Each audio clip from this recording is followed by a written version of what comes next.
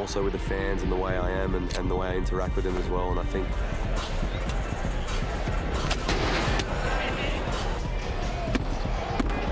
Nick is royalty. And no, we're not talking about tennis royalty, we are talking about real-life royalty like those in Buckingham Palace. Royalty or not, Nick is a bad boy with a truckload of controversies. But it looks like the athlete has bitten off more than he can chew. With multiple injuries, Nick hasn't reached the heights expected of him. Is the light dimming on this tennis superstar? What really happened to Nick Kyrgios? So let's have a look at this. Is that why you do it? So why'd you do it? But I was serving. I was in my motion of serve. Nick Kyrgios had a hot 2022, which saw him achieve a 79% win rate and a 37-10 win-loss record on the ATP circuit. The Australian won the Australian Open men's doubles in 2022. He had an impressive run to his first-ever Grand Slam final at Wimbledon, where he faced Novak Djokovic, who beat him in 4 sets. Wimbledon, a 21st Grand Slam. That year, the athlete seemed to have arrived and was finally ready to put underwhelming performances at the Grand Slams behind him. Unfortunately, he got injured. All the progress he was making, poof, gone. Nick is no stranger to injuries, and you'll find his career dotted with them. Star Nick Kyrgios has withdrawn after suffering a knee injury. In January 2023, the Australian had surgery on his knee, which didn't heal according to plan. After the procedure, Nick had a cyst in his knee which caused a setback in his resumption, but the athlete believed strongly he would be back after 5 months. However, Nick ended up missing both the Australian and the French Open. Nick got back, ready to build on the glory he had in the 2022 season. The athlete began to train to compete in Wimbledon. Then, it happened. He tore a ligament in his wrist during training, and the injury ended all of his wishes of further competing in 2023. The injury also saw him get thrown out of the top 100 of the ATP rankings. Is this the end of the Australian? Where is it?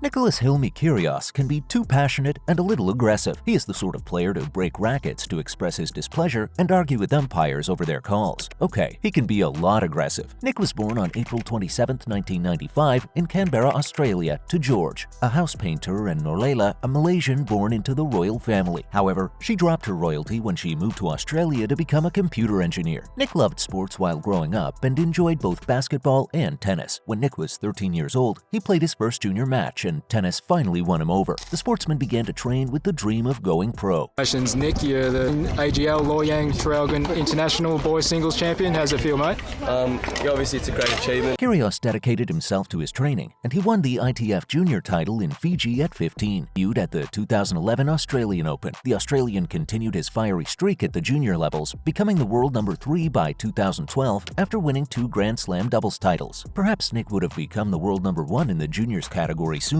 but injury struck. However, injury or not, the athlete still had dominance in his mind. And the winners are Nick Kyrgios. In 2013, he reached the number 1 junior rank after he beat Wayne Montgomery in the Traralgon International Final. The athlete would win his first and only junior Grand Slam title, defeating fellow Australian Thanasi Kokkinakis to achieve this feat. And if you'd like to watch more content like this, be sure to subscribe to our channel for more. By the 2012-2013 season, Nick went pro, debuting at the Australian Open. The player didn't hold back in his first-round qualifying match, having the initial upper hand. However, his opponent, Mathieu Rodriguez, eventually defeated him. Nick shook off the defeat and continued to compete, and he played in the 2012 ITF men's circuit, reaching a quarterfinal and a semifinal in Australian tournaments. The athlete then finished at 838 in the ATP World Rankings. In 2013, Nick kicked off the season with the Brisbane International, which was a disappointment as he lost in the first qualifying round to James Duckworth. The athlete then played the first round of qualifying at the Australian Open, facing Bradley Klahn and losing. Despite the defeats, Nick remained committed, even setting the goal of finishing the season in the top 300. The athlete achieved this, finishing the year at 182. Nick continued to compete, even reaching a career high of 13 on the world rankings. But his path wasn't easy. And no, we aren't talking about his performances. The man was a controversy magnet. He became the bad boy of tennis? Heck, the man allegedly has a separate account where he saves some of his winnings so he can conveniently pay for fines. Crazy, isn't it? Nick may not be the most liked person on the court, court. While folks call Hubert Hurkacz the nice guy, Nick is definitely the opposite. His opponents have allegedly lodged complaints about his style, and things escalated in 2015 during the Australian Open when he was 19. Authorities fined the sportsman $4,926 for racket abuse and obscenity. After this event, more eyes were on Nick, but he wasn't one to care. At the 2015 Wimbledon, the Australian was in a weird situation where people accused him of pulling his punches, or serves in this case. So Nick faced off with Richard Gasquet, and by the fourth round, fans noticed something. Nick was holding back. Fans accused him of not giving the match his all and intentionally underperforming, and fans booed him off the court. He faced massive scrutiny for the performance, but Nick denied the allegation. That same year at the Rogers Cup in Montreal, in his match against Stan Wawrinka,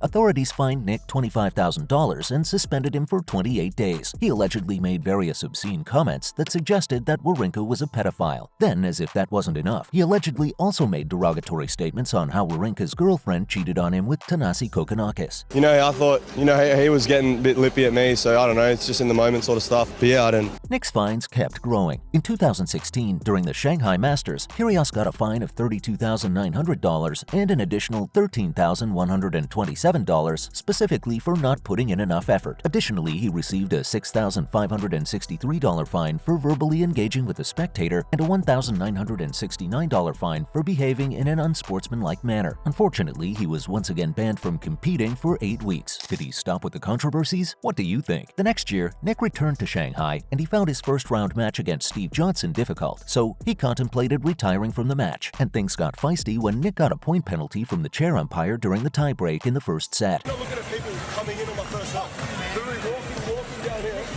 In response, the Australian told the umpire that he would quit the match if he lost the tiebreak. He did, and true to his word, he withdrew from the match. Talk about badass. But as expected, he got punished. The athlete got a fine of $10,000 and also lost his prize money. During his Miami Open match against Jannik Sinner in March, authorities fined Nick around $35,000 for multiple offenses, which included verbal abuse, audible obscenity, and unsportsmanlike conduct. The man has a severe problem with authorities, always criticizing the chair umpire for their calls.